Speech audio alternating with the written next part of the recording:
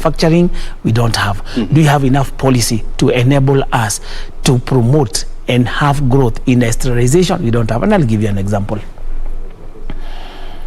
When Munya was the Minister for Trade. Munya being Peter Munya? Yep, the Peter CS Munya. for agriculture? Yeah. He called several meetings with manufacturers and industrialists. And we did identify the areas we think this country can grow in and the products we need to start protecting as local components so that we can have growth. And one of the things we have talked about is unfair competition from the foreigners and mostly the eastern countries. And we are not complaining about any other thing. We are talking about unfairness in taxation. Unfairness in taxation. Those days we also complained about substandard products that were coming into this country. I am a member and have been a member of Kenya Bureau of Standards, Committee on Low Standards. I mean on low voltage that makes components that don't use electricity, those components that use batteries like your phone, and those other small components. And we did complain that we're having unfair competition in terms of quality of the products that are coming. We are getting a lot of substandard products. We did also complain about unfair taxation. And what we told the minister that time was, what we need is not special protection. If it is goods coming to this country, can they meet the same standards that us in this country are being forced to meet? And then we said, can we have the same taxation regime such that what I'm paying for importing my raw materials, because not all raw materials are available locally, can also the finished goods also be subjected to the same level of taxation? And also the issue of tax cheating. And we did come up with a very good framework. And I remember the first thing that was done during that time was even before he came, we had done the implementation of what we used to call the PVOZ, the pre-verification of conformity. You remember these politics about Nyamakema being destroyed and all that, goods being destroyed. Actually, it started there. And actually, people have never been told the truth. What actually happened so that the Nyamakema people could start complaining. So we talked about those things. And then we talked about the capacity, building the capacity for industrialization. What do I mean? When I was a young man, my dream was to do manufacturing. You know, I went through an education system in secondary school. I went to an industrial school in secondary school, and I got my talent back when I was in secondary school. And actually, my dream was ever to do manufacturing. But when I came out of university in 1990, I tried to look for money to set up a chemical manufacturing plant, and I couldn't get. But I ended up in Juakali. I went to Bama there. I started manufacturing paint Juakali style. I made some savings. I started packing and I started selling my paints in shop. I went like that. I got standardized and I started selling. But the journey was so hard. It reached a point I could say I could not grow. In fact, I remember those days I was looking for a loan of 50,000 to make my paint business grow. How many years back? That is in 1990. That was in 1991, precisely. 91. I was looking for 50,000 because that is all I needed to grow up my paint business so that I can start making water paint, I can start making chemicals and all that. But I couldn't get money. You could not access there was nowhere, funding from nobody. There was no financials except maybe your father giving you a title and assisting you get a loan, because now you could not get a loan yourself. There was no other source of funding, because the only source of funding that would have been there was Kenya Industrial Estate, and it had been killed, it had died. So eventually now I saw I could not grow, so I looked for a job in the civil service. I worked with the government. I was doing my business. When I raised enough money, I quit and I went into full-scale manufacturing. And I can tell you today, I pride myself, I've made my wealth out of manufacturing.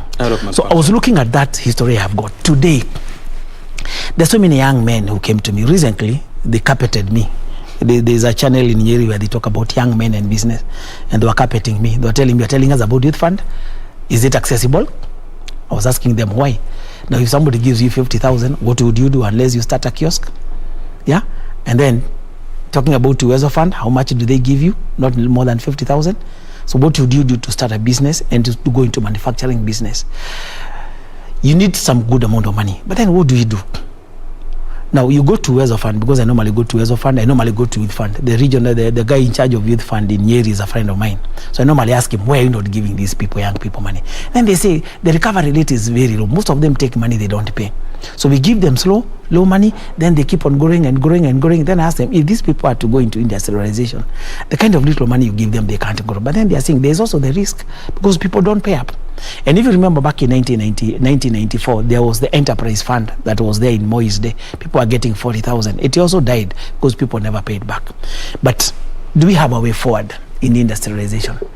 After going through the history of my industry, my mine and industries, because I started in 1991, so I've been in this business for 30 years. I have seen the challenges. I keep on saying that we need to get a way out. I've gone to several countries and I've seen how industries grow. I've looked at China model from a second world to almost now overtaking the richest country in the world, to being a supplier of the whole country. Of the whole world. Yeah, I've been to South Korea, I've been to Taiwan, I've been to Hong Kong. I've been to these countries and I've seen how those things run, and I deal with them.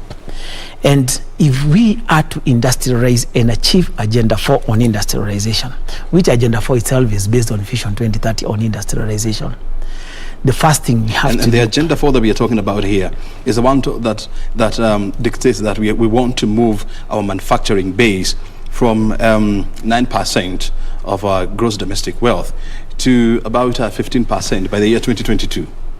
Of which is not attainable now. We are past that. So let's talk about 2030, because our vision is 2030 now. And to me, how do we do it? Out of my own experience, I told you, the people who will drive industrialization in this country is not my age. It is the young people. It's the young people. And we need to identify and come up with a framework, not only policies, a framework, a workable framework, and a strategy of how we are going to tap the immense talent in our young people, so that we can start manufacturing goods locally here and reduce our dependency and reliance on importation of goods. And before you proceed, I mean, you're giving a history which dates back to more than 30 years. Yeah. It's proper to say that there has been a lot of tremendous, change, in the business environment in this country. Yeah. You have the Kenya Association of Manufacturers. Yeah. You have the SMEs priority agenda. You have various proposals on how to equip young people to start, cottage industries at the county levels.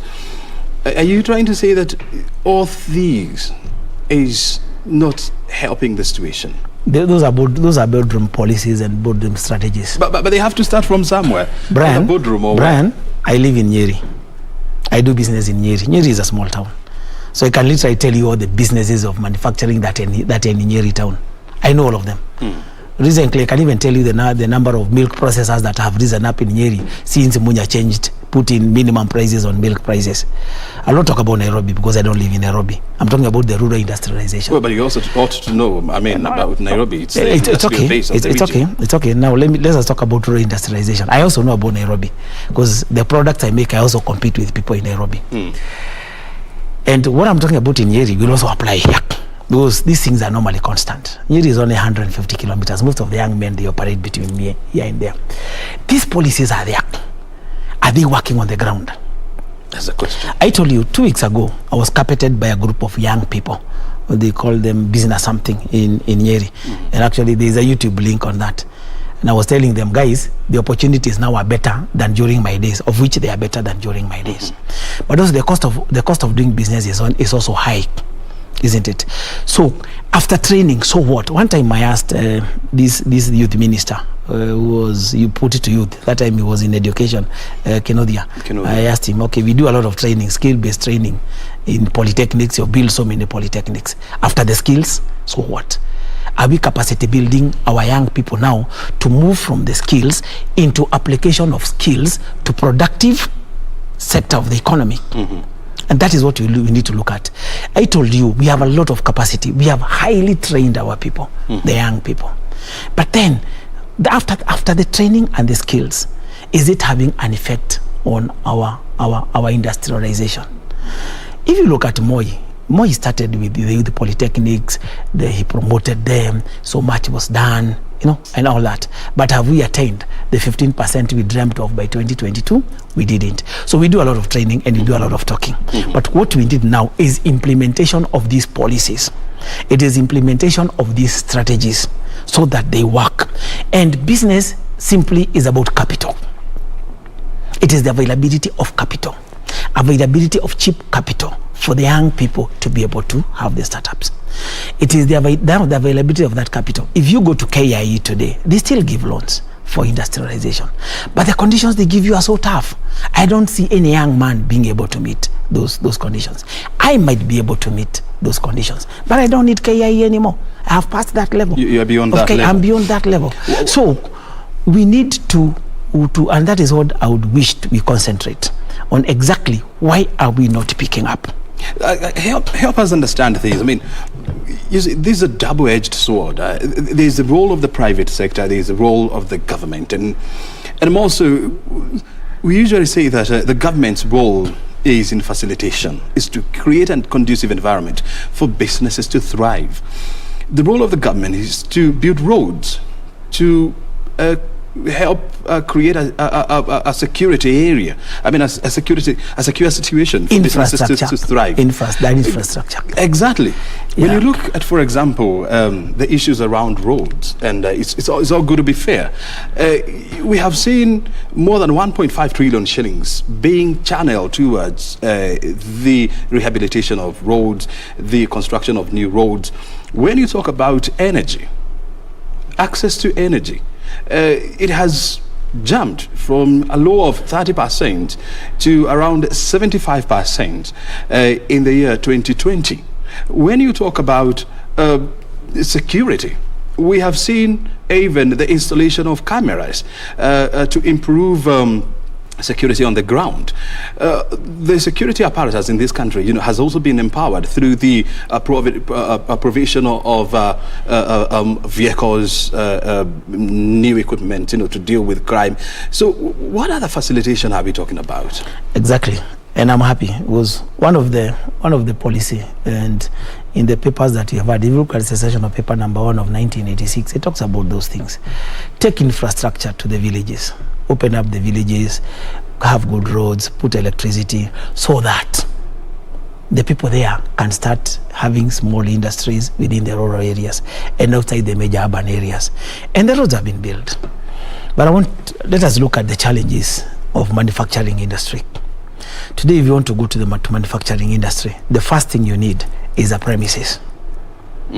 A small godown, a small premises with electricity, maybe 3-phase, and maybe with internet access to good roads. That is the first thing you require. Then number 2, you need capital to buy the machinery and the equipments, to build the machinery and equipments. So most of the young people who've come to me and they want me to advise them on industrialization, I normally tell them, go and write a proposal the way you want. This is the proposal that I require. You'll find this young man needs a godown. He needs a place to do premises. You go to most premises, they'll tell you they need goodwill. You go to those now go downs that are there, the costs are so exorbitant that they may not be able to hire those go downs. Now, if you look at the cost of the importation of the machinery, the cost is also very high. So most of these young people, who are the innovators, who are the risk takers, who are the people world over, look at the people who have come up with big things like Facebook. Look at companies like Tesla. Those are companies that were started by younger people. That infrastructure to enable them come up. Since we said we have the capacity, what are we lacking? Those are the things we are lacking.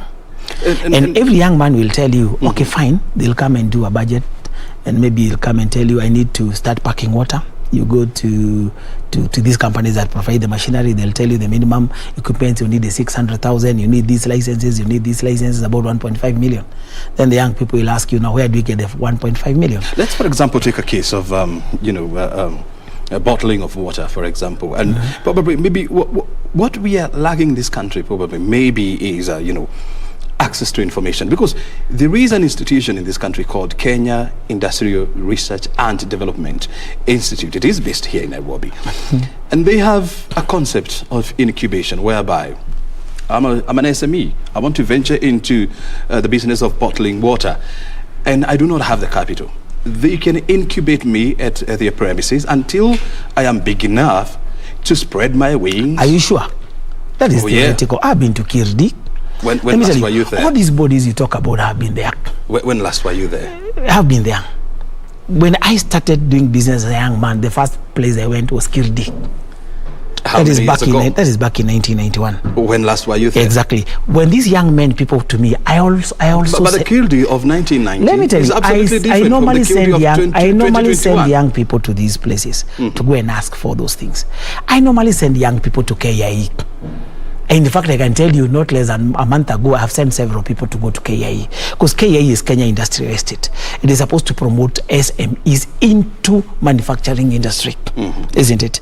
Now, when you talk about incubation, what we said about industrialization, it is no longer those days that you used to go to Girti to look for information on manufacturing. You don't even need to go to Kirdi to look for information on manufacturing. We are in the era of internet technology. Today, if you want to do any manufacturing and you have the basic skills, you can get all the information you want internationally. You can get it.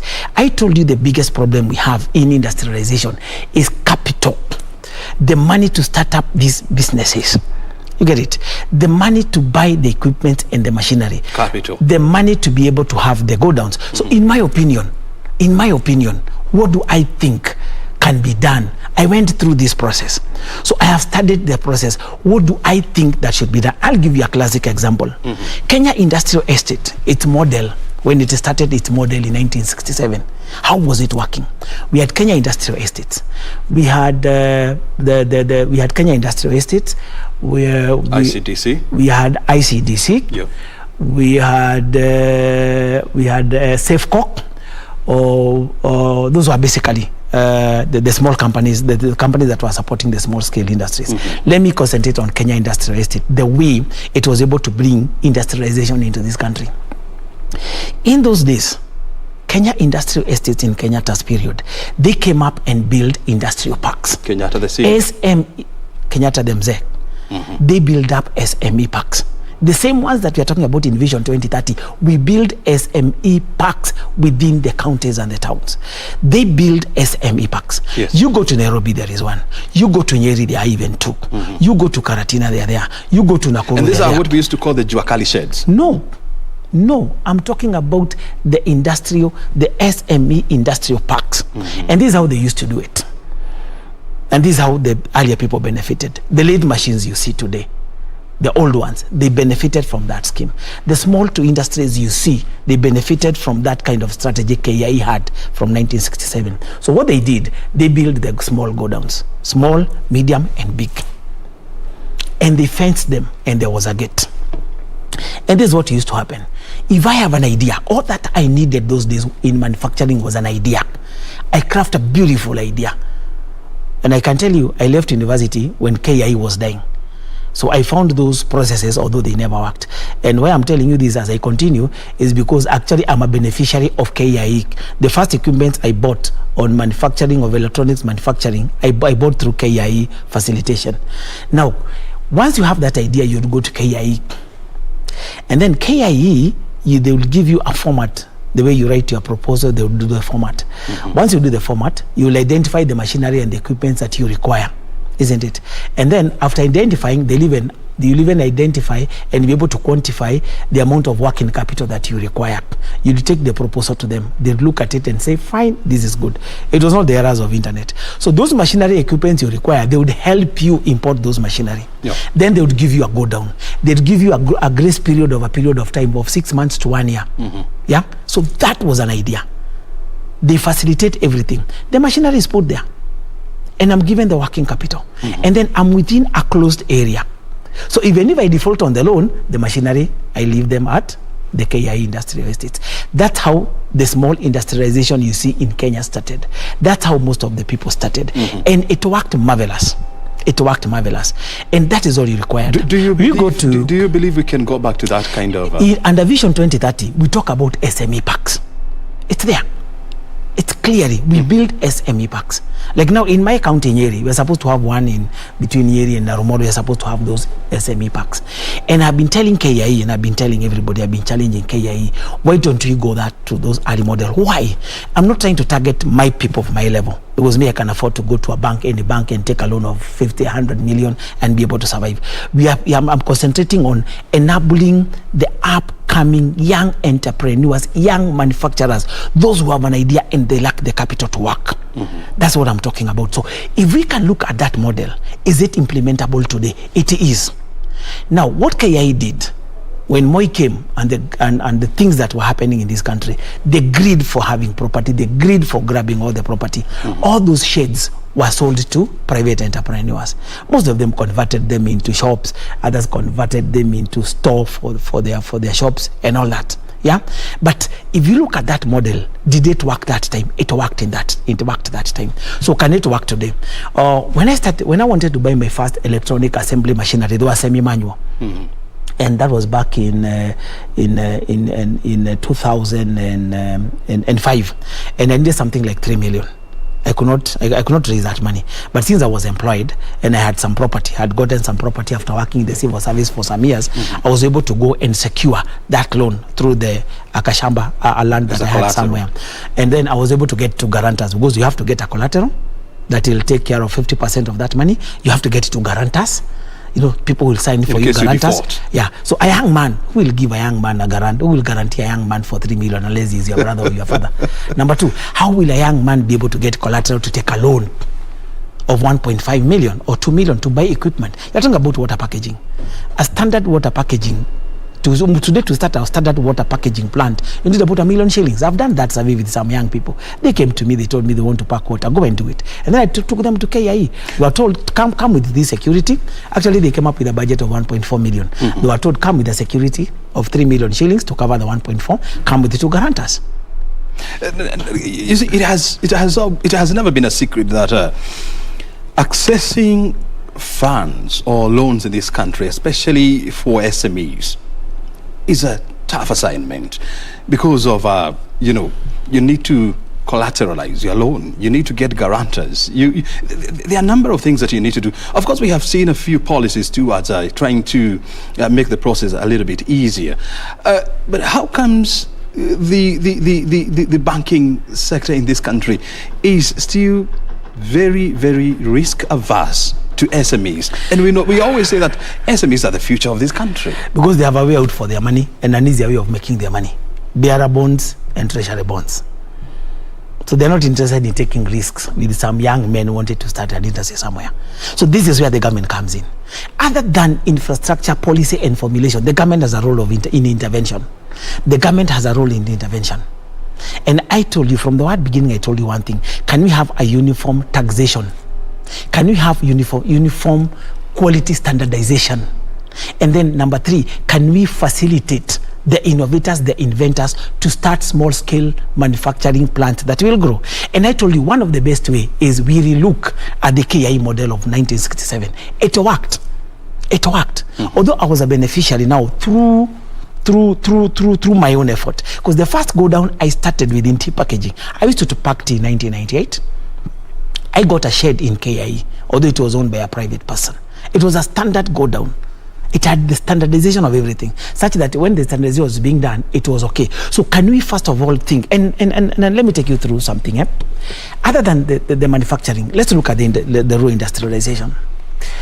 And let's look at our strong points. We are generally an agricultural country, isn't it? Like now, let's look at a place like Kakamega. It's generally they make sugar. I mean, they grow sugar cane, and all that. That is their major cash crop. In some areas, they also grow coffee. Let's look at areas like now, like in Kiambu. Yeah, we have coffee, we have tea. Let's look at Nyeri. We have milk, coffee, and tea, and all that. So when you talk about rural industrialization, let's look at the capacity we have on the ground. First, we are producers. Can you talk about the value addition? First, can you talk about value addition? Value addition. Now, last year, we had a lot of rains. In fact, people are throwing cabbages everywhere. We've tried to feed cows on our cabbages. They stopped even refusing eating the cabbages because we had a lot of cabbages. We had a lot of bumper harvest everywhere. Today, we are being told there are counties that are going to go to hunger. I own some land in Laikipia. I've been growing potatoes there. It has not rained since last year in November. It's now dry. People have no food. And last year, we had excess food. We were throwing it away. Can we first of all start there and do intervention there and say, how do we start cottage industries in food processing so that we can feed our towns? Like now, I know you don't cook. When you are a younger man, maybe before you got married. Well, I can surprise you. Yeah. That I do cook. If you do cook, when you're going to Mama Mboga, would you prefer to get the prepared cut pieces of mboga, or do you like going to remove the sukuma wiki, remove the peels for the potatoes and cook for yourself? Would you be happy if you got those things prepared, you just go and cook and that's all? And I know in Nairobi here you even a problem of garbage collection. So let's start at that point. Basically, very simple ways. There's one guy who works in your company here. He's come back to KBC. He's called Degashoka. You know that guy? He had a program that he has started in Mount Kenya region on promotion of cottage industries. He didn't get a lot of support because he was doing it on voluntary basis. But when I heard his concept, I was like, if we can get this kind of people talking about these concepts in this country, we can industrialize. And the concept they had was beautiful. They were saying, let's go back to the villages. How do we start cottage industries in the villages? How do we start simple methods of food preservation and packing so that we can sell them first and foremost in the rural towns and then in the bigger towns like Nairobi and Mombasa, and then as we think of importing the same things internationally? And the first basic thing we were saying is, let's first of all train the people. We've trained the people, yeah, but how many of these people have we trained? How many of our people have we capacity built on small scale food preservation in the rural areas? Let's start at the homestead. I'll give you an example. When I was working in the civil service back in 1990, there was a program that used to be run by people called the home economics officers, and they would go to homes and train women on how to do food preservation at the home-based level, and then they would teach groups of women on how to do food preservation and packing at the village level. So clearly, when you talk to young people and when you talk to aspiring industrialists, there is a desire to put up cottage industries at the county levels, at the constituency levels. When you talk to government technocrats, they talk about policies that they have put in place to support would-be investors at the county and even at the constituency levels. So where is the disconnection? Because we don't move from policy to actualization of the policy. And that is what I'm driving at. Can we actualize? And I told you, if we are to industrialize, the innovators, the inventors, the risk takers are those guys below the age of 35. At my age, I'm not going to be a risk taker. I'll be very careful in anything new I start. Like now, I'm starting a food processing plant, but I have to go through a lot of well-crafted things because my level of risk-taking now at my age is not as high as it was as a young man. When I was a man, I could go to Mutomo in Ukambani, go and do things there and then come back.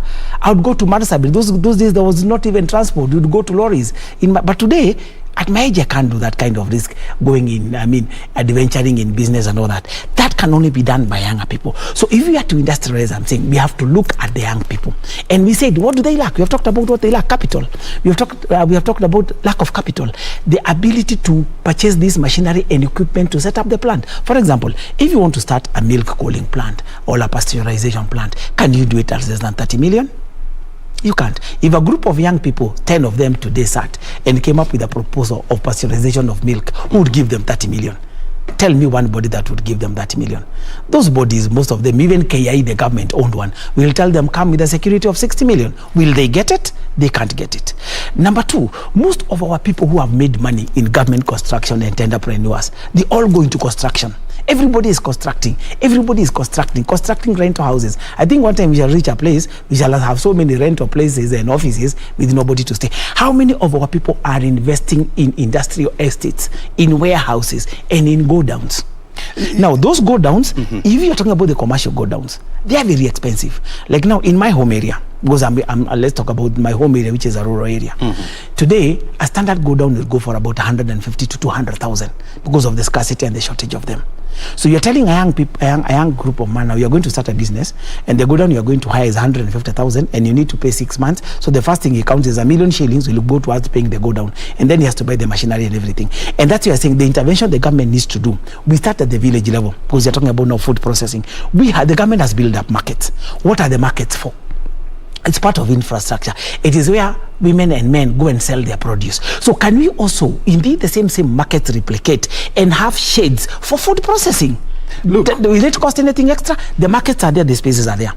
Other than just building the open places for the market, can we identify one section of the market and say, this section of the market, we are going to have 1, 2, 3, 4, 5 small SME go downs. And then we identify what do we need here. Like, I'll give you an example. In those days when you used to plan, a place would be planned and there would be identified the kind of industries you require in that area. So if you are building up the market, we start very low now, we go to the village level. We have markets in every village. Can we say in these markets, can we have identify and say in these open markets, in this section, can we have about 10 or 5 small SME go downs? Now this goes on, what do they require? We identify, we need to do food processing. We need to process potatoes. Other than wasting the potatoes and having them wag and throwing them away and having a lot of waste, can us in those markets have small processing plants?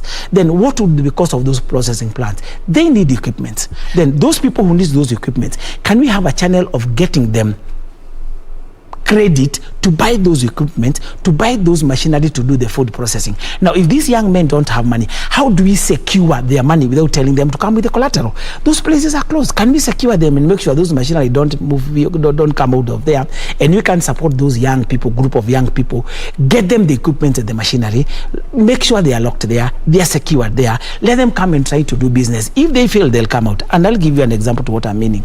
When the government came up with the greenhouse concept to the young people, this is what happened. When most of the young people went there, and maybe some of them could not succeed, the greenhouses were still intact. You'll be told, okay, you have been unable to run the greenhouses. Can we then give them to somebody else? Somebody else will come and pick them, pay that loan, and continue. That is the model Kai used to do. When they set up those SME industries and the machinery were there, if you are unable to run, you'd surrender, they would get somebody else, pick up the machinery and pick up the business and be able to run. So that implementation of the policy is critical. And lastly, tell me this before you proceed. Now we have 2 layers of government. We have the county government, and of course we have the national government. And all these are supposed to facilitate people to access services, to facilitate people to set up companies and businesses. We have been talking about the role of the national government. What is the role of county government, bearing in mind that counties are supposed to develop, and they usually do, they are supposed to develop the county integrated development programs at the county levels? And they are very beautiful ones. They make very good CIDCs. You know, in this country, we are master, and we have the mastery of making very good policies and very good strategy papers. But I'm telling you, the issue is actualization of all those very nice, good ideas that we have. Who is supposed to make that happen? One, what is leadership? We've taken leadership in this country to mean giving of bursaries, having harambes, you know, and construction of roads and maram. We have limited our scope of leadership to that. Construction. You've seen so many adverts, and you've seen all leaders, they're opening roads, they're opening hospitals, yeah? They're opening all those kind of things. How many of them have you seen opening SME parks, small industrial parks? Mm-hmm. How many have you seen promoting, other than now promoting that the cottage industries and the manufacturing industries within the rural areas? How many of them have you seen building up, other than the markets of the roads? How many of the governors have you seen saying, we are setting an SME park in Moranga, we have identified this area, we are setting up an SME park, and this SME park we are putting up small, medium and big warehouses, and at the same time we are going to have a body like KIE that is going to start promoting this business, encourage our young people to identify the business they want to do, and then we assist them and promote them even in marketing. And I'll give you an example. Take an example of coffee, or take an example of tea. Basically, the some of the roles the government has. We have 171 high commission and embassies. Most of these ones, do they promote our products? Do you have our embassies selling our coffee in the international market? But do we have selling them our we tea? sell 98% of our coffee in raw form. And why are we selling in raw form? It's because policies, implementation. I'll give you an example, and I'm not praising anybody. I was involved. You have seen you have heard about the tea, the new tea laws, the new tea regulations. Yes. I was involved, and actually I literally pushed them to the government. I pushed them. I pushed the State House. I pushed the minister. I pushed everybody on the tea regulations and then the coffee regulations. In fact, when they were hidden, I had to chuck them somewhere and take them to the performance delivery unit. And I got the guy there, Wakahi. I told them, now this is what you are fighting for. It reached a point we even went to court and told the government, you have to implement that. If you look at those regulations, they are talking about that in 8 years, 40% of our tea must be value added and exported as value added. Yeah, but then it reached a point when those things were done in 2014, they were shelved somewhere. Very good regulations. It took my party. I'm a member of the Democratic Party of Kenya. It took my party to push for these things until now the government had, and it came in now and it had intervention in the tea sector. And even now, we have not even ended up there. We have made some changes. The people who are gone there have relaxed. We have to push until we ensure that 40% of our tea is value added, like happens in Sri Lanka. What is the so leadership now? What is the roadmap to achieving that? Now, leadership. This is where leadership comes. The people we elect, do they have a roadmap? We talk about industrialization. The policies are there. Do we have a roadmap to achieving of that industrialization? I can see the Minister for Information. We have this industrial park, this Techno City in where? The Konza. In Konza Techno City. But if you look at the way it is modeled, it's for the big guys to come and invest there. Big guys. In that place, big guys. And actually they come for you. When they hear you are big, they'll come and tell you, can you come and start industries? So can you multiply such kind of industrial parks into other towns? You have many Konzas. Yeah, Konzas. In various small towns. Do we have to give it all of it to private sector? I told you, if I'm to build go downs, and of course I'm planning to build somewhere, I'll have them at the commercial rate. And I'm not going to say because I build them, I'm going to supply, I want you people come here, I'll give you 1 year grace period to pay. I can't, because I'm also paying loans. So that kind of infrastructure, we said one element is that infrastructure. The way we have built the market, can we have the SME parks as they were seen in Vision 2030 in place? And then can we have a credit loaning facility, cheap credit? Not the 14%. And when we talk about 14, it doesn't even come to 14. If you look at the loan processing, if you look at the charges for loan processing, the taxation, now the even taxation 20%, I don't know what, comes to about 18 or 19%. If you're talking about industrialization, can we, after identifying those SME parks, can we come up with a credit system the way it was under Kenya Industrial Estates? I'm not even talking about ICDC. That was a bit high level. I'm talking about that low level where a young man can start. After having those SME parks, can we come with a cheap credit that is not more than 6%? And we give them a grace period of not less than 1 year. And then we tap this talent. Are you aware of the credit guarantee scheme by the National Treasury? Those things are there. I told you, we have so many beautiful policies. But when you go to Mashinani, are they working? If they have, like now, I'll give an example. If you go to Treasury, they'll tell you, if you are a manufacturer of electronic goods, you can apply for zero rating of the importation of goods. You only pay VAT of 16%. Go and apply for it today. Right now, go and I import raw materials for my electronics. Go and apply for it today. Will you get it in less than 6 months? Will you? So, but if you're a big supplier, if you're a big manufacturer, and you can be able to buy your supplies for 1 year, you can be able to apply. So that within those 3, 4, 5 months, it can go through the Treasury, they approve that these goods are for manufacturing, blah, blah. But if we are to have the cottage industries, for example, a young man would like maybe to make a car alarm. Yeah? Or, example, to make a car alarm. Or maybe to make a security system. And the only money he can have is maybe to start with the first 100 products, because he's a small scale person. And maybe the kind of goods he wants to import is worth about 200,000 or 100,000. That's the kind of level I want us to discuss. So if he has to apply to Treasury and he has to wait for 3 months for clearance so that he can get the lower duty on his products, can he be able to accommodate that 3 months? Does he have the money to take care of those 3 months and all that, all above? He doesn't. So instead of that, why don't you provide the credit and an infrastructure that will be able to secure them for them able to start the industries? Because I told they have the expertise and everything.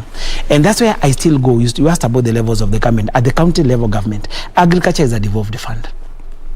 So can the county government come up with the deliberate implementation policies on food processing at the lower level, such that, because the policies and the laws are there. If you look at the milk laws, if you look at the tea laws, we have that element of cottage industries at the county level. Are we implementing them? If they're not being implemented, how can our leaders facilitate in implementing them? That element of capacity building. After that, do we have a follow-up to see that these things are really being implemented?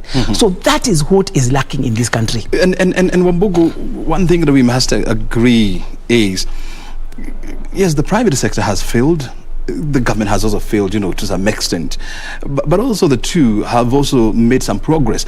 The question is this: when all these CIPDs are being developed at the county levels, when they are not implemented, how comes the citizens of these counties, they do not have a platform to question, or they do not question the leaders at the county levels? Like, you promised to do ABCD in terms of development. We have not seen this. What is happening? If you have a careful look at the auditor reports, year in, year out, they talk about waste, they talk about theft, they talk about non-implementation of the intended projects, they talk about variation and changing of vote heads to non-essential areas. And if you look at all county governments, they just concentrate on building, and hyping very small things. And I still insist, the private sector itself has got its own role to play. And the private sector has no responsibility to nurture young industries. The private sector has no responsibility to help startups. That's not their responsibility.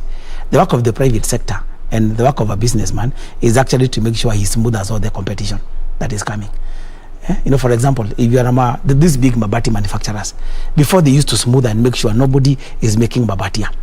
Until now, there came up a deliberate policy. You can import now the equipment for manufacturing the mabati at no import duty. You only pay VAT.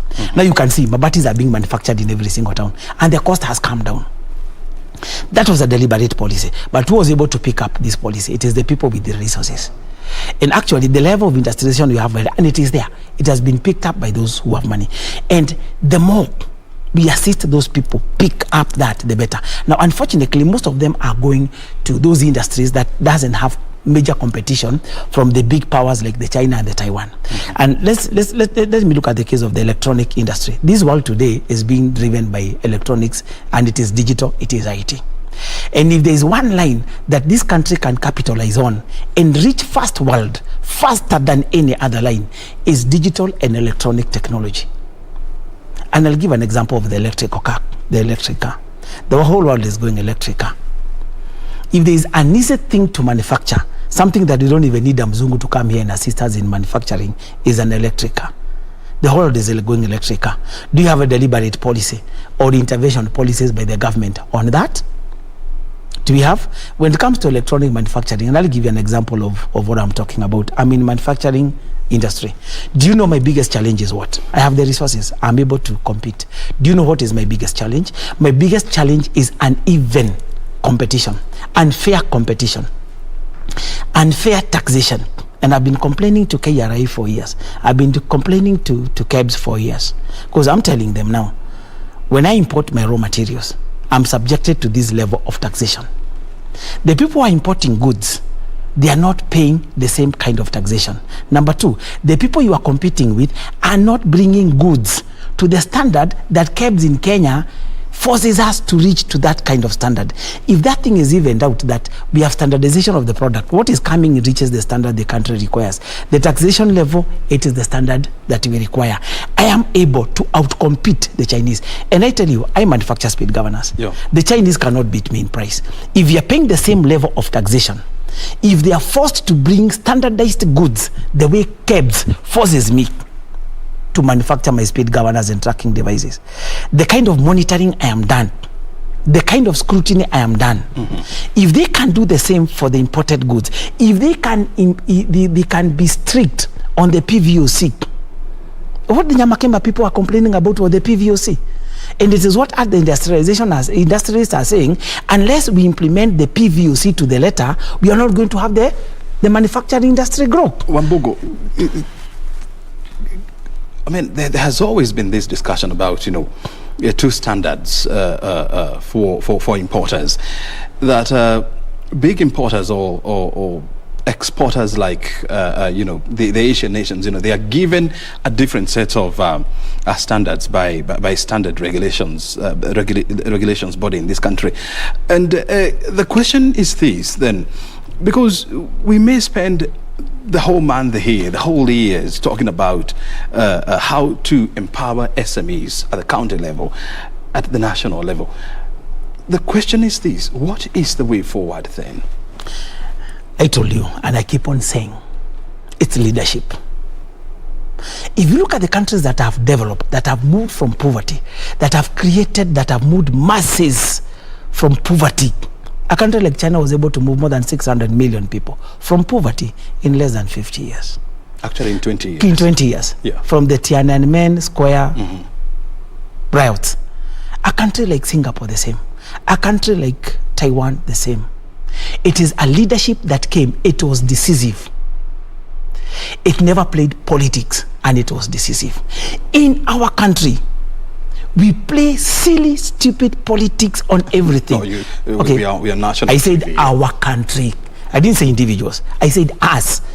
When I say us, it's me and you included. So what do we need to do? So what we need to do is, like now, let me give you an example. We came up with the element of Agenda 4. It was a national agenda. The president came up with Agenda 4. And then people started playing around politics with it. Building these houses is a joke. We are waiting for 500,000. Are they going to happen? Will he do it in 5 years? Of course, when he says that we are going to have 500,000 500,000 units every year, he didn't mean he has to do it within his lifetime. It's not possible for him to have achieved that. So there is a start. So how do we help it grow? When you talk about industrialization, it's a policy the president gave. Did the county governors take that as a priority? They didn't. Did the other people take it as a priority? They didn't. What did we do? We played politics with it. If the elected leaders, and I'm talking about the senators, the MPs, and the women reps, they are the people that eventually decide how funds in this country is disseminated and it's used in this country. How much of our budget are we putting in on Agenda 4 in industrialization at the national level? How much of it are we putting at the county level on Agenda 4? Let me give an example of my own county, and I'll be objective not to fight anybody.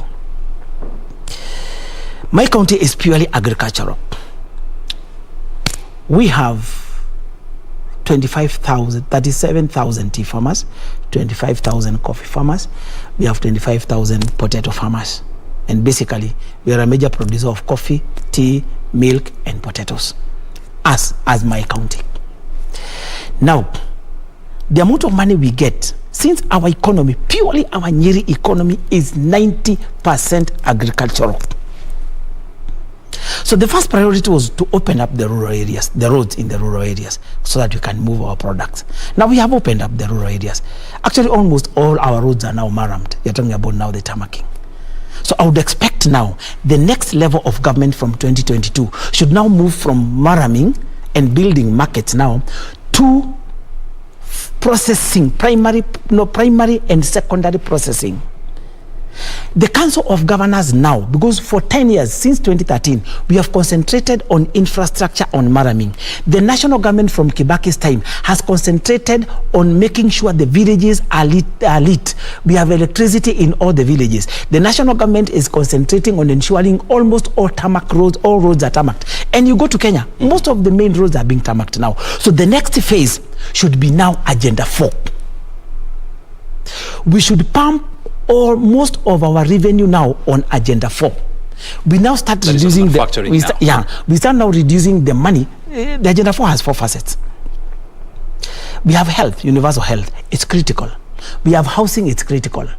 And me, I want to concentrate on industrialization because that is what I know best. Now, the next level of budgeting should now, we reduce all the budget we're using on infrastructure. Now we reduce it. I'm not saying we remove it. We now reduce it. And now we go to Agenda 4 on industrialization. We pump that money into infrastructure for industrialization. SME parks. SME parks, go downs, affordable go downs. Where if I have an idea, irrespective of age, even you at your age, if today you think you want to manufacture this, and which I tell you it's possible. By the way, me and myself, in this country, we have the capacity to make a laptop from scratch. Leave alone what the universities are doing. They are buying the motherboard and coming to assemble. They're saying they're manufacturing. That is not manufacturing. In this country, we have the capacity to manufacture this phone from scratch. From scratch. Very well. What I do is exactly that. And actually, we were to do that with another company in China. But when COVID came, that project ended. We have the capacity to do that. So what I'm saying is this: the next level of money. Budgeting, the next level of where we should pump money if we are to reduce the element of unemployment, because what is eating us is severe unemployment and it is a time bomb. The only way we are going to create employment is, first of all, we do manufacturing. We start with food processing and value addition at the village level. Okay. And then we now move from food processing, we go to digital electronic technology. Africa itself has a population of 1.2 billion. If we today we say we are going to start making electric cars, we have the capacity. Nairobi machining, this numerical machining complex, and the railways here, they have machinery and equipment that can make the lathe machines. We can manufacture lathe machines here. We can manufacture welding machines here. We can manufacture plasma welders here. We have the capacity to make solar panels. We have a company in Nevada that makes solar panels.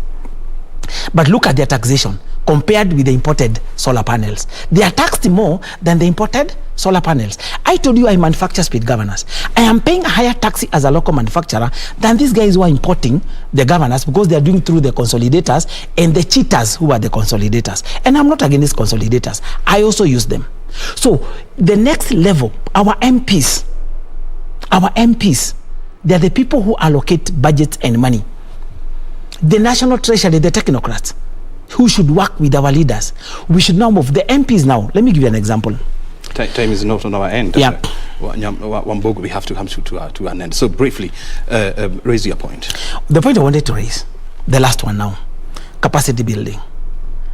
Where should we start? If today I get elected, I'm going to run for an elective post. I'm not going to say which post I'm going to run. Do you know what is my dream? Do you know what I plan to do? Wambogo, what is the way forward? The way forward is this country. That is the question. We have talked about all the others. Now, capacity building. Let us start from secondary schools. Let us start imparting manufacturing skills from secondary schools. Manufacturing skills in secondary schools. By now, from Form 1, you should start teaching people on manufacturing skills. I told you I went to industrial school. My first project in Form 1 was to make a nameplate. The second one was clothing and textile. I did welding back in Form 1 and Form 2. And that's why I'm an industrialist. What I use is not what I learned in university, is what I learned in secondary school. And if we can start from our secondary schools, let's build workshops. Let's start training our young people on industrialization from secondary schools. And then by the time now they grow up, they'll have the skills. And let's have the SME packs. Let's have credit that is targeted to young men without collaterals. Young men who can be able to get money without being asked for collaterals, without being asked for guarantors. And we have talked about how it can be done, because it has been done before under the KIE program. And it can still be done. It can still be done. Wambogo Nyabo, yeah. Thank you very much for your insight. And let's hope we'll get industrialized by the year 2030 if we put the right policies in place and, of course, we direct our energies to the right places. Your time is highly appreciated.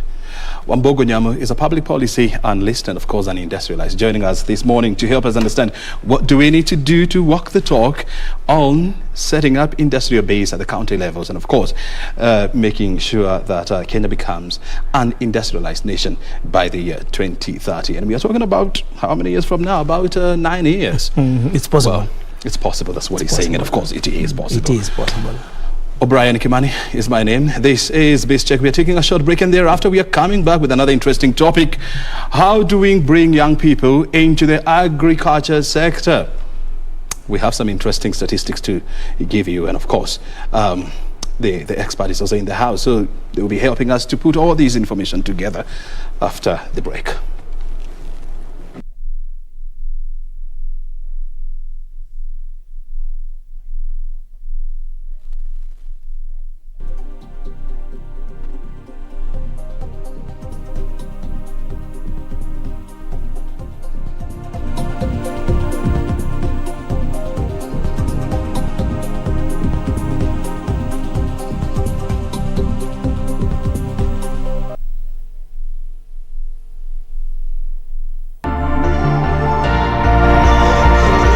Waomba wenzangu, kama vile mimi ufanya, weka pesa yako kwa panga account juu KDIC imekuhakikishia iko safe. Weka kitu kwa panga.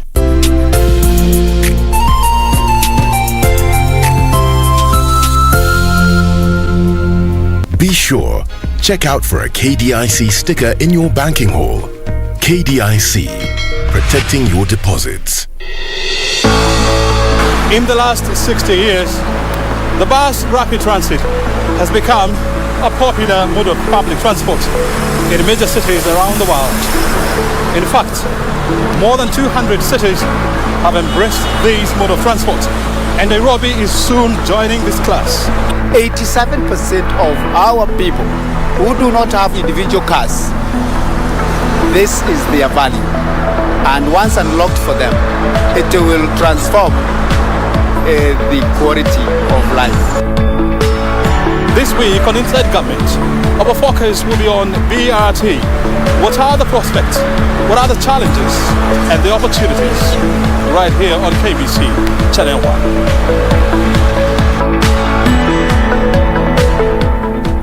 Quiero amarte de una forma diferente de otro. Don't you see that you're just prolonging the agony? All of us are hurting, Flavia. Our dad's death, Juliana, hurts me as much as all of you. And now I know why my godmother told me that my mother was dead when they could no longer find her body. I can imagine that being a child made it harder for you to understand what happened. I'm so tired of pretending that I'm grieving in front of everyone. I have to go back to Mexico. It's a good thing that the police have officially ended the search. What a hassle. Yes. And you handled the matter about the will very well. It was timely. I was the one who set fire to stars. Quiero amarte de una forma diferente, de otro modo, nunca igual al de otra gente.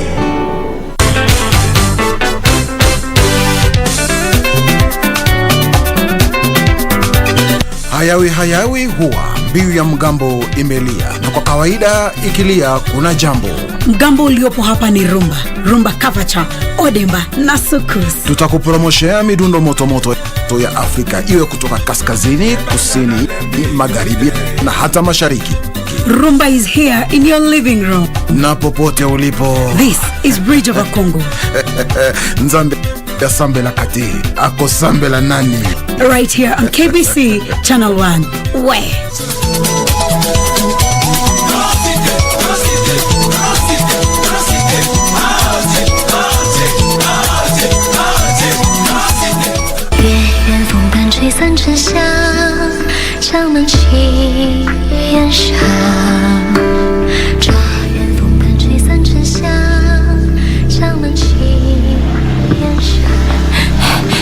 Hey, things okay? Shh.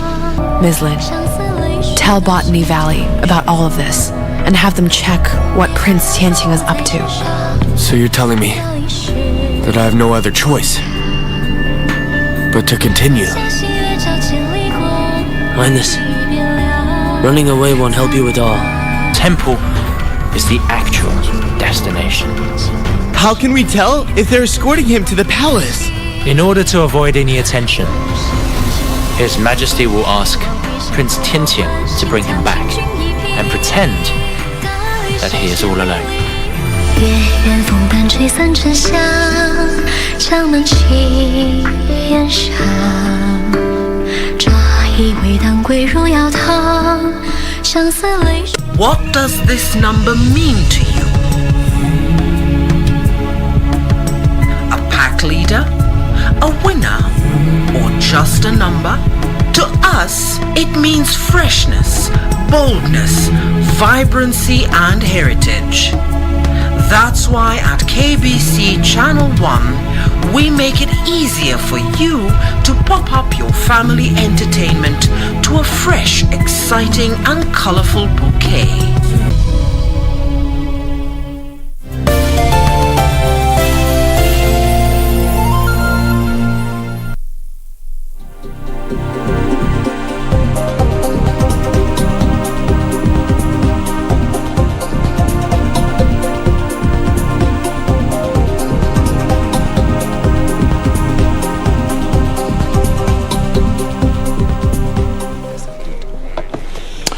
Well, welcome back, and of course you're watching Bizcheck. We're live from Broadcasting House. O'Brien Kimani is my name. We've been talking about the industrialization agenda here in Kenya and what we need to do in a bid to become Kenya, in a need to make Kenya a newly industrialized nation by the year 2030. And of course we've been talking to Washiram, Wambogo Nyamu. You have heard it all from him. He's very knowledgeable on issues around industrialization. Time now to switch gears and talk about another interesting subject here, agriculture sector in this country. Well, it is often said that agriculture contributes almost 60% to Kenya's GDP. Agriculture sector is the largest employer in Kenya, employing about 55% of the entire labor force in this country. And so you would imagine that a lot of effort or a lot of attention is given to this critical center. Is this the issue on the ground?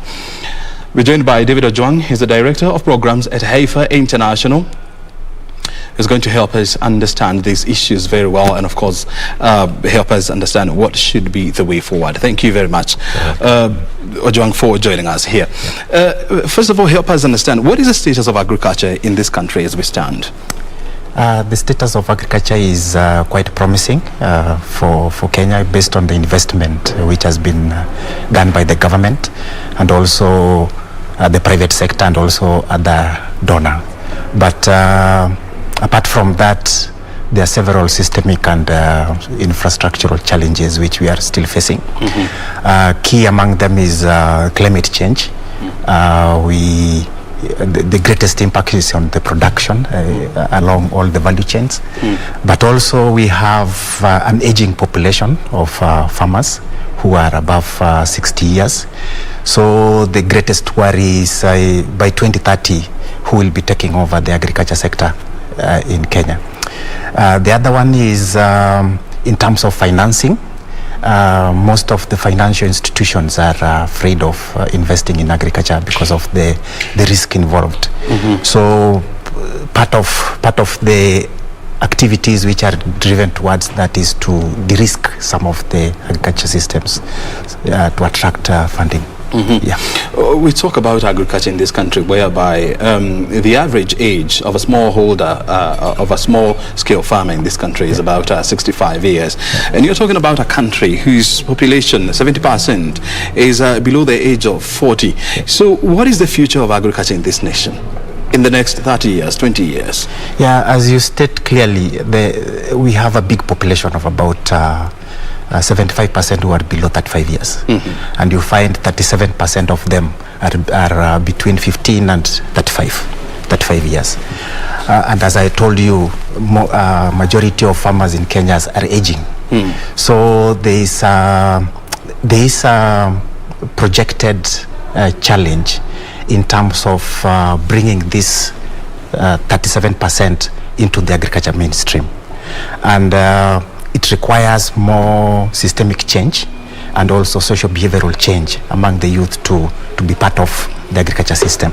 Yeah. And when you say systemic and behavioral change, what exactly are you talking about? The perception of the youth in entering into the agriculture system, but also infrastructural in terms of the government and also other partners putting up systems which can attract the youth to start participating in the agriculture. When you're talking about perception, and I mean, this is not a perception, but it's actually a reality that agriculture in this country for the longest time until recently, I mean, it was a one-way ticket to poverty because number one, we didn't have enough markets. We didn't have markets for our produce. The infrastructure was not very good, and so you used to have a lot of challenges, transporting your produce from point A to point B. And until recently, this is somehow changing with the investment in roads, investment in infrastructure, and this and so much. And so then, how then do we encourage or do we incentivize young people to get into smart agriculture? Yeah, because according to the research which we did, it showed that the youth are more enthusiastic in the technology part of the system. And identifying those technology areas where the youth can participate will be great. That's one. And number two is that even if they have those technologies, they will want to invest in them. But the greatest challenge is now access to finance. So we need to unlock the finance so that the youth can be able to participate in accessing those finance. But also the greatest challenge with the finance access is the collateral which is required. Most of these youth don't have land, for example. And that's the discussion we were having here actually, but anyway, keep going. Yes, but because if you look at the study which we did, about 59% of the youth said we don't have land. And if a land is what is required as a collateral, then you have a challenge. There is also a challenge with our old generation. They are not letting it go. They still don't want the youth to own land. Yeah, so those are some of the systemic challenges which the youths are still facing. Yeah. And so you're talking about two very critical things in the agriculture sector. Number one is, of course, access to funding, because you need to buy machinery, and of course, when it comes to export, you also need resources. And number two, you're also talking about land. And these two things are very important, but young people do not have them. So how do we ensure, or how do we ease access to these two very critical ideas? Yeah, it's the participation of youth is not necessarily to be mainly on the land side. You can participate along the value chain. For example, in the transport system, you can provide transportation of milk, for example. HEIFA is working with youths in Upper Eastern region to invest in the transport system to transport milk from one. They are facilitating the production part. But also, if you go into now accessing the land itself, the access to credit will be important, and that's what HEIFA has been doing to unlock the access to credit by linkages, so a youth can access that credit, buy a piece of land and invest in agriculture. Yeah. And what about the issues of collateral? And we know for sure that for you to access credit in this country from commercial banks, one of the requirements is that you must collateralize your loan. And this is, of course, a big challenge to young people, because where do you get collateral for about 3 million shillings? Yeah, it's a big challenge. But what HEIFA International is doing is to work with the youths in terms of developing a business plan for a business idea. So if you have a business plan which is viable, if you walk to any bank, they listen to you. For example, we have had youth who have been able to access motorbikes in Tharaka Nithi County. They didn't have a collateral, but they could showcase to the bank that if you give me that motorbike on loan, then through supply of milk, transportation of milk to this dairy cooperative, I'll be able to get access to money to be able to service that loan.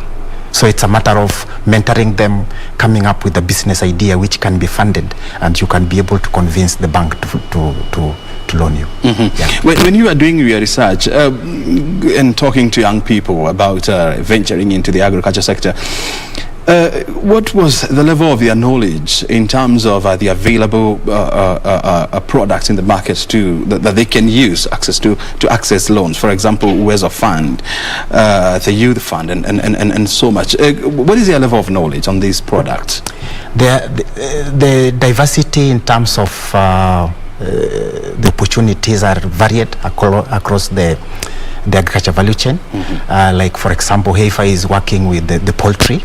We have the beef sector and also the dairy sector. So what we did is we did an analysis along the value chain to identify what are the opportunities for the youth and whether those opportunities can be used as a collateral to provide to access finance from the banks. So once we identify those opportunities, we mentor the youth so that they can be able to venture into them and then access the knowledge to manage them, and then develop the business plan for them, and then approach the bank for the funding. Yes. Look, when you look at the model of farming that is widely practiced in our country, I mean, it's what you call archaic farming methods, whereby you have to wait for rains in order for your products or crops to grow. But the world is moving away from this form of farming and getting into mechanized agriculture. But of course, it is also very expensive. And so, what is the role of government in, number one, helping in the mechanization of agriculture in this country, and number two, in incentivizing young people to get into agriculture? Yeah, one of the role is on the policy.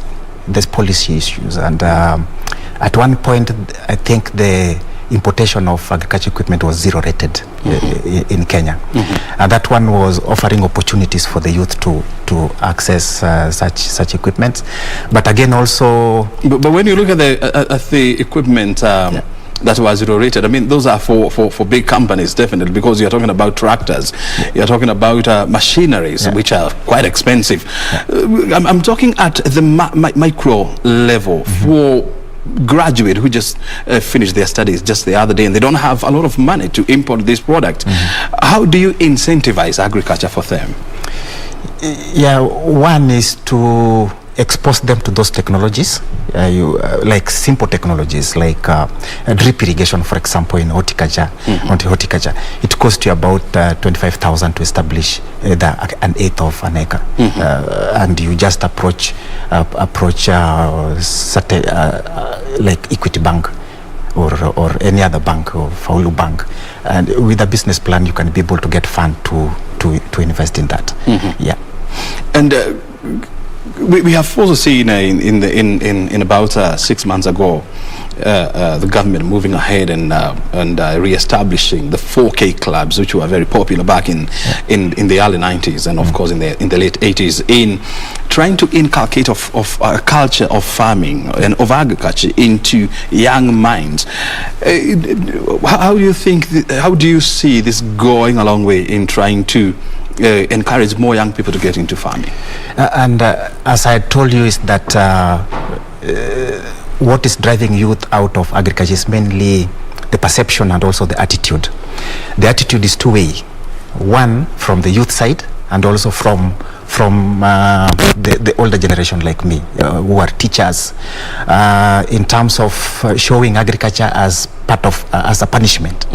So by establishing reinventing now the 4K clubs, you are changing the attitude of the young men in terms of how they can perceive agriculture and how they can contribute to the agriculture. If you look at the current generation of young women, the girls, let me tell you, most of them don't understand the local vegetables. If you ask them about managu, for example, a girl who had entered a boarding school at class 6 and then all the way to the university, he'll not understand how managu or terere or those products are being cultivated. But through the 4K club, they are being nurtured at the tender level so that they can understand. And that one has potential in improving the food security and the nutrition in the future, because you are targeting the future generation. Yeah. You see, when you look at countries where agriculture is practiced at a very high commercial level. And we are talking about countries like, Germany. You're talking about countries like China, countries like United States. Farmers are some of the wealthiest people in these countries because they get a lot of government subsidies. They get a lot of government help in selling the products to even overseas markets. Do you think this is the case here in Kenya? And if not, how do we then create such a scenario? Yeah, like now, for example, Netherlands, for example, the dairy farmers, they have a lot of support from the government for the production of milk, and also the linkages and market. If you look at the policies which are being done at those countries are driven towards stimulating production through access to finance, through access to technologies. The greatest challenge in Africa is the investment of the key partners in those systemic issues. Yeah, because one is that we do have a lot of policies which can drive the agriculture here in Africa, but those policies are not being implemented. Yeah.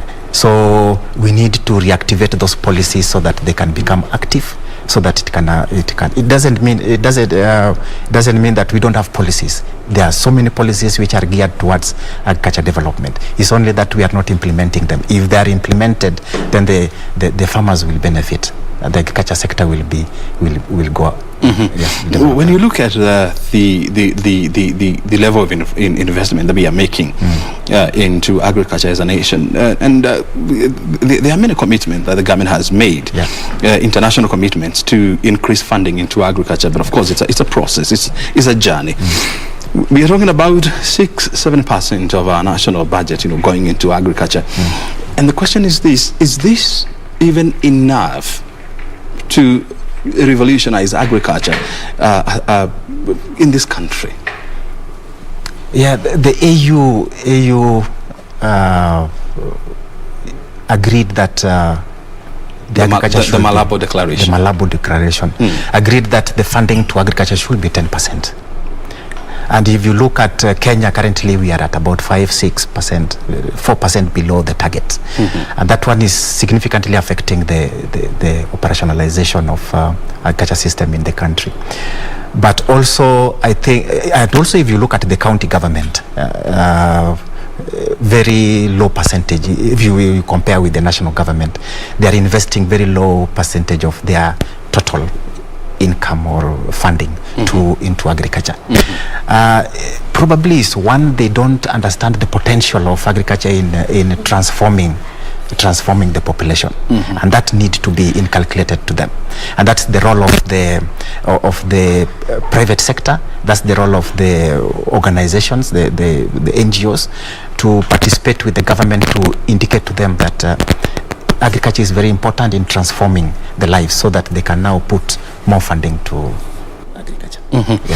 There has been a lot of talk about agribusiness, making agriculture a business and creating employment and of course generating revenue.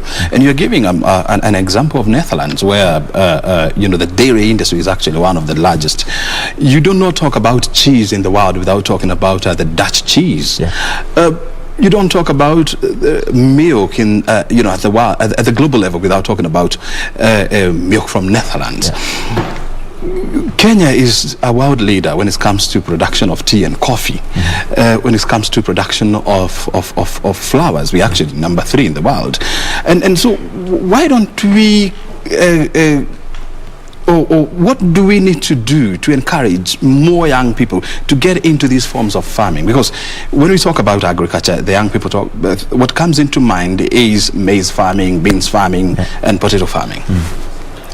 Yeah, the greatest challenge which we are facing that's make us not competitive in terms of the agriculture in our country is the cost of production is quite high.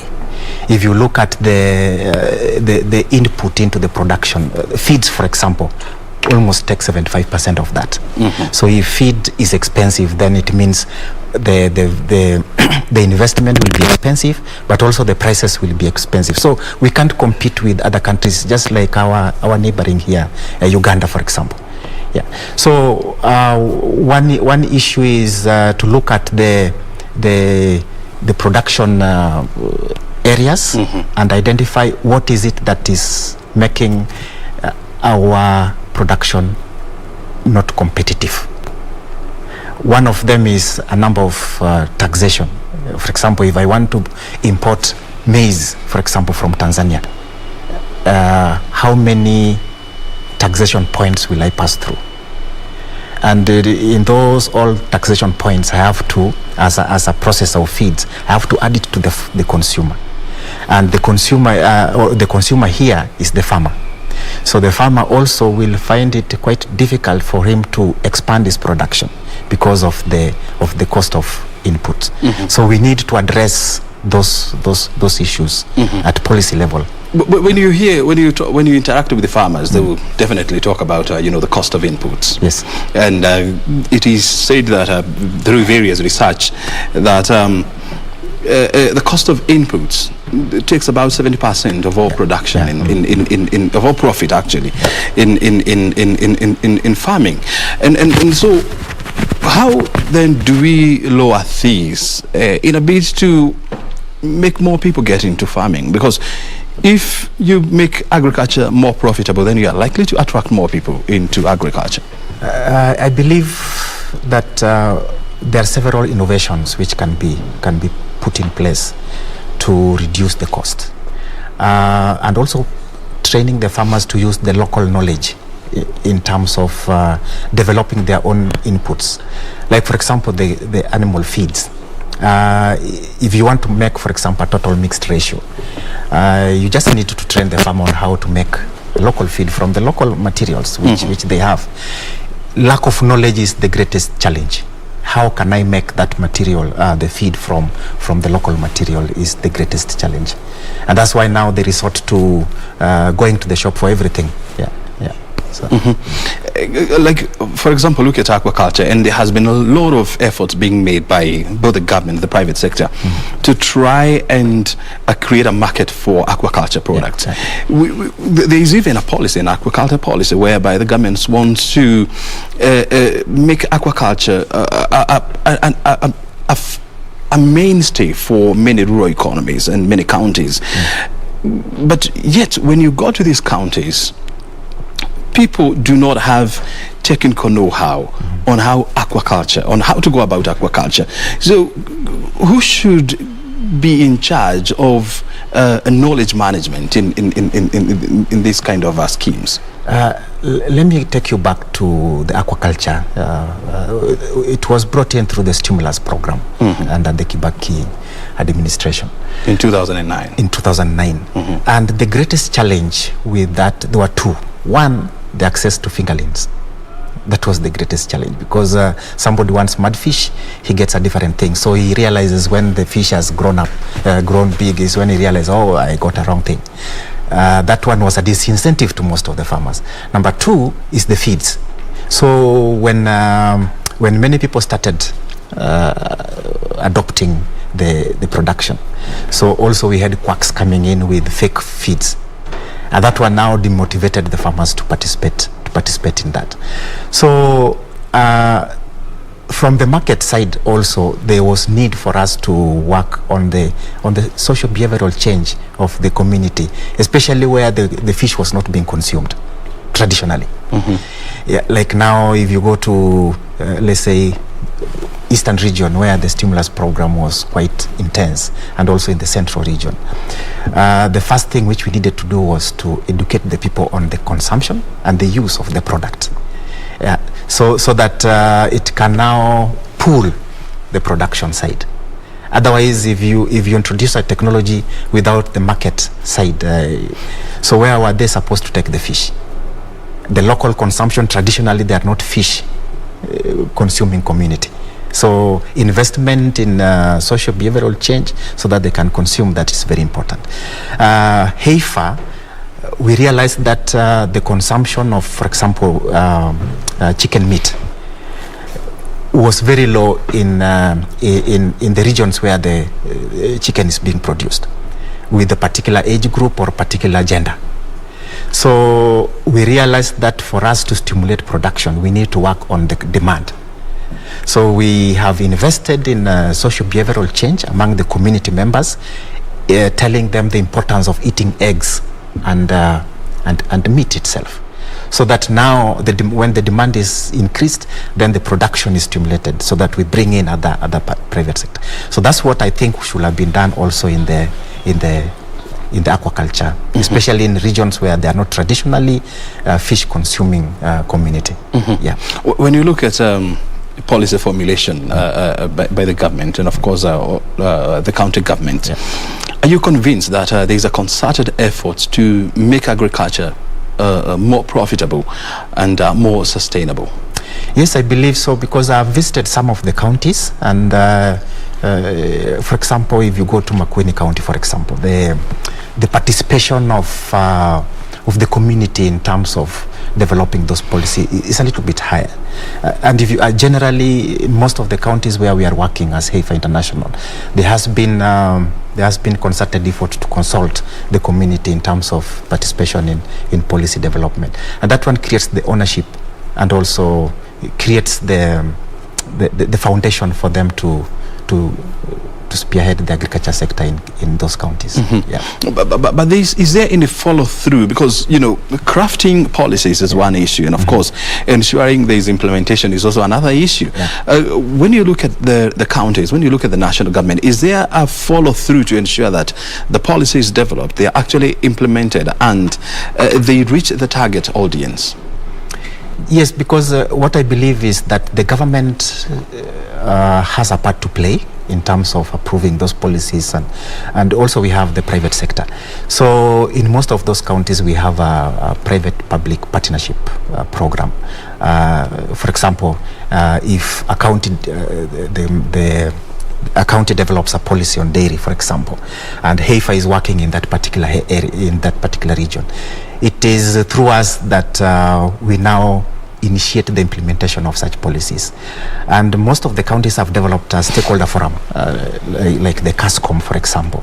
The CASCOM is a platform through which several partners act together so that they can understand what are the new policies, what are the new changes, and then from there you can scale up.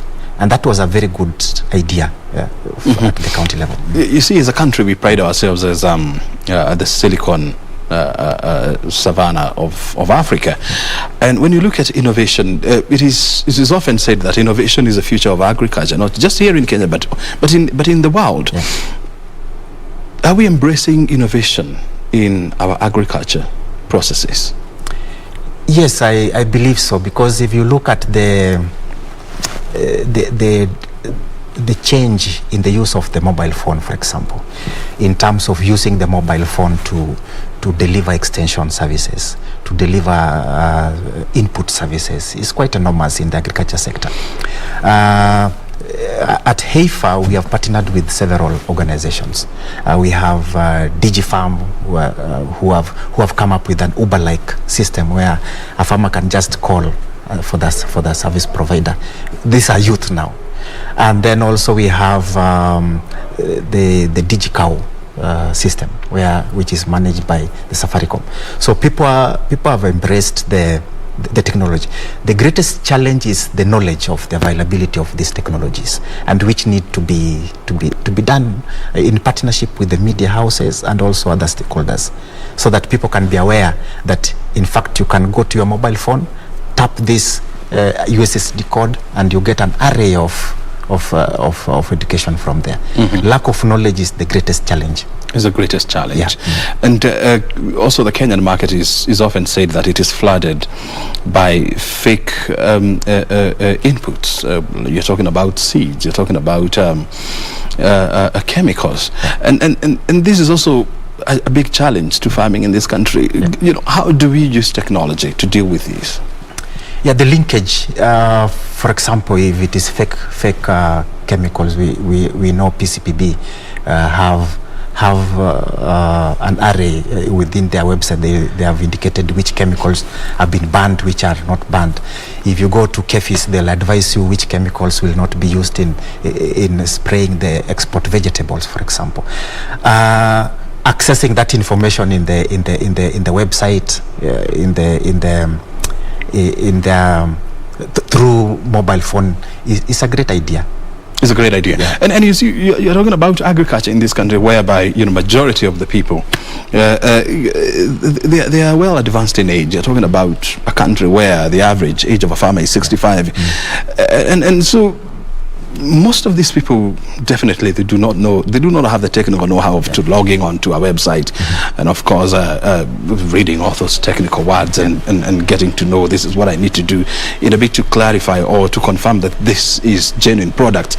So how do we package information in this country in a manner that it is accessible and it is chewable to the lowest of the low? The first thing is that's where the youth are coming in understanding those technologies, and they be able to disseminate those technologies to the older generation. But also, for example, if you look at the farming tech, for example, the DigiCow, where we have a number of youth who have come together. They have been able to access information on the mobile phone, but they disseminate this information to the farmers.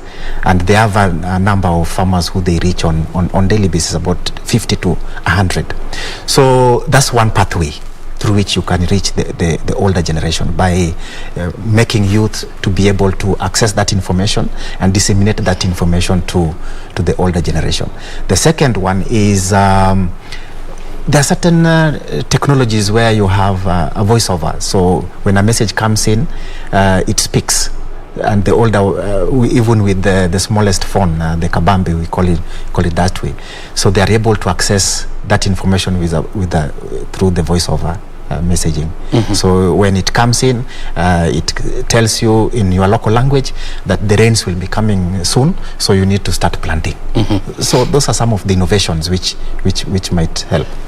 And you see, these challenges are not just unique to Kenya. When you look at the African continent, whereby the African economy is 32% supported by agriculture. You're talking about 23% of sub-Saharan Africa's economy being supported by agriculture. But yet productivity remains very, very low compared to other regions in the world. Like you're talking about productivity rate of less than 40%. So how do we increase our productivity? Yeah, one is to understand the challenges first. What are the factors which are contributing to this low productivity? The first one is the climate change. And climate change, as a mitigation measure, you have to come up with technologies which address those. In the dairy sector, for example, the major challenge is access to feeds. So how can you bring in varieties of fodder which can be grown in low moisture levels? That's one. Number two is the access to finance. A farmer will want high quality seed, high quality animals, Asha or Fresian, which can produce a lot of milk, but he doesn't have that finance to access that. The third one is access to extension services. If you look at in the past 1 year, there have been a challenge with the face-to-face extension service. And at HEFA, we did a study in October last year to assess what was the impact of COVID-19 on the extension delivery.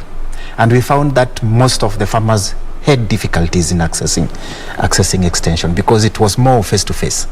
So there's need a shift towards now, how can we use the technology to deliver extension, so that a farmer at the comfort of the house, he can go to the mobile phone and check that this cow has these challenges, how can I treat it, for example. So those are some of the challenges which are facing the agriculture, and some of the solutions which we do have with us. And you're talking about threats that the agriculture sector is facing, not just here in Kenya, but in Africa. The issue of climate change and between you and me, we know that it's affecting the way we do agriculture in this country. So how do we cope, and how do we keep up to date with the changing trends in terms of climate change? The most important thing is building the resilience of the community members, and building the resilience means you have to come up with investments which can make them bounce back after the impact. Climate change can be brought about by our own practices, and our own practices like the emission of greenhouse gases, which leads to increase in the temperature, which now makes some of the crops not be able to. We also have diverse poor production systems, which we are using, but are creating the challenge. So one of the key solution is to highlight to the farmers on best production practices which are climate smart. Number two is, and I keep on repeating this, access to finance unlocks most of the things, because if I want to buy new varieties of fodder, I want to buy a cow which can withstand the climate within my particular region, I need finance. So access to finance is also very crucial in this. Yeah, and then also capacity development, investment in capacity development is very important. And who is to do all this? It is a partnership. I can't say it's the role of the government. It can't be the role of HEIFA alone. It is a partnership, and also the private sector also can come in there. The innovation developers who brings in the innovation, the CSOs, the community organization, and the one now to make their members to adopt these changes. Yeah. So it's not a one person role. It's a combined role of all the sector players within the agriculture system. And the other solution to this has been termed as putting more land into irrigation. And Africa has the lowest irrigatable land in the world, and you're talking about 6%.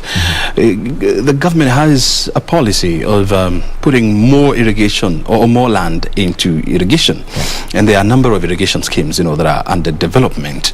But when you look at irrigation, I mean, it is practiced by big companies, by wealthy farmers, because it's of course capital intensive. So how do you make it affordable even for small scale farmers to venture into irrigation projects? Yeah, I've worked with the horticulture farmers in Kenya for a long time, and the USAID initiative of the Feed the Future. But it doesn't mean that you have to access those big high-tech irrigation systems for you to be in production. We were working with companies like Amiran, for example, who are producing very low-cost drip irrigation kits, which were able to produce to be produced under a quarter an acre, for example, an eighth of an acre, at a very low cost. So it's not that the irrigation is only for the large scale. There are opportunities for the smallholder farmers with as low as an eighth of an acre to access irrigation technologies in our country. Yeah. And the other challenge that agriculture is facing in this country is, of course, the rural to urban migration, which is creating a scenario whereby urbanization is becoming is growing faster. And this, of course, has some impact, on food security. And I'm giving you, for example, the Kiambu County, where agriculture has always been the economic mainstay for this county. But yes, you have a situation whereby rich agricultural land is now being turned into real estate because of high returns. So how do you also deal with this kind of a problem? If we go to the rural-urban migration, it's mainly affecting the youth. Mainly the youths are the ones who are migrating to the urban areas. It's because some of them don't have a choice. They don't have opportunities at the rural level to be able to stay there. And that was clear on our research, that majority of the youth are moving out of either across the continent or within within the continent or within the country itself. So for HEIFA, what we are doing is to create opportunities at the farm level, at the community level, which are attractive to the youth in terms of the business on fodder production in the Nyanza region, the transportation system within the dairy sector, the opportunities to offer animal health services within the dairy sector and also the beef sector. So those are opportunities which can hold the youths within and reduce that the migration. Yeah. As we wind up our interview, Ojwang, what is the future of agriculture in this country? The future looks great because one, if you look at the investment of the government in terms of unlocking the potential of agriculture in the countries is quite enormous. In terms of policies, they have just come up with the agriculture sector policy for 2019-2029, and if you check on our Vision 2030, agriculture is key in taking us to be a middle level class. If you look at the Big Four agenda, food security is a key issue there. So one, there are certain issues which we need to address. Things are changing and we need to embrace the change. And one of those changes in the technology part. We need now to develop policies which are having technology face, and more specifically those which are targeting the youth. The second one is to develop systems and infrastructure which will attract the youth into agriculture.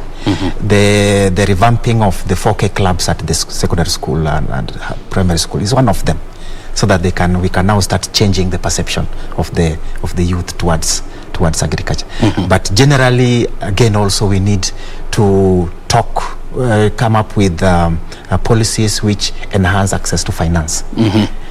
And you're also talking about all these at a time when the subdivision of land in this country has become a big business, and this of course will have a major impact on food security in this country. And so how do we stop these and ensure that subdivision is done at a very professional level? Yeah, it's a big challenge, but also what I appreciate is that farmers have embraced intensive production. I have farmers in Meru who have an eighth of an acre, and he has 6 cows, and she's producing 63 kgs of milk every day and supplying to the dairy cooperative. I visited them last week. But you see, now there are certain things which you can't control. The population, the number of children per household is high, and therefore they'll need somewhere to settle. So the only opportunity which we have is to intensify the agriculture system at household level. Yeah. And you think this can work in a country like ours, whereby land is a highly emotive issue? The intensification, yes, because we have evidence, especially in Meru and Tarakaniti, where they produce, they earn greater income from small pieces of land. Yeah. Very well.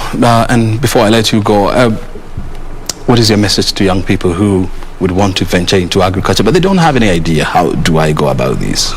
Yeah, the greatest challenge with the youth is the patience. The youth would want something which he starts today and tomorrow it's generating income. So patience is very important, but also the message is that as HEIFA International, we have a special focus for the youth. In our strategy focus, we are focusing on identifying opportunities which can promote the youth participation in agriculture.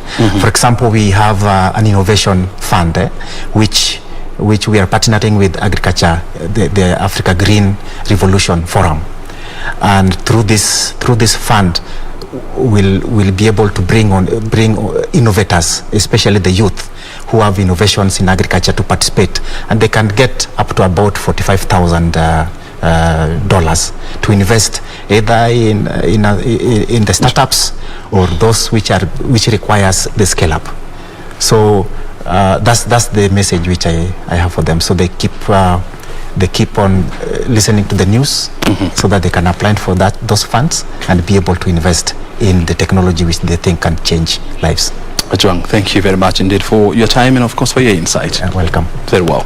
Well, David Ojwang is Director of Programs at Hi-Fi International, joining us this morning to help us understand what we need to do to make agriculture more attractive and of course to raise productivity. And of course you have heard it from him. We now want to take you to Parliament buildings where the Committee on Implementation is holding talks with the Cabinet Secretary for the Ministry of Lands and Physical Planning. And of course they are trying to find out what is the status of implementation of various House resolutions on land matters. My name is O'Brien Kimani. Remember, Kurunzi is also coming up next, as well as Tamarini.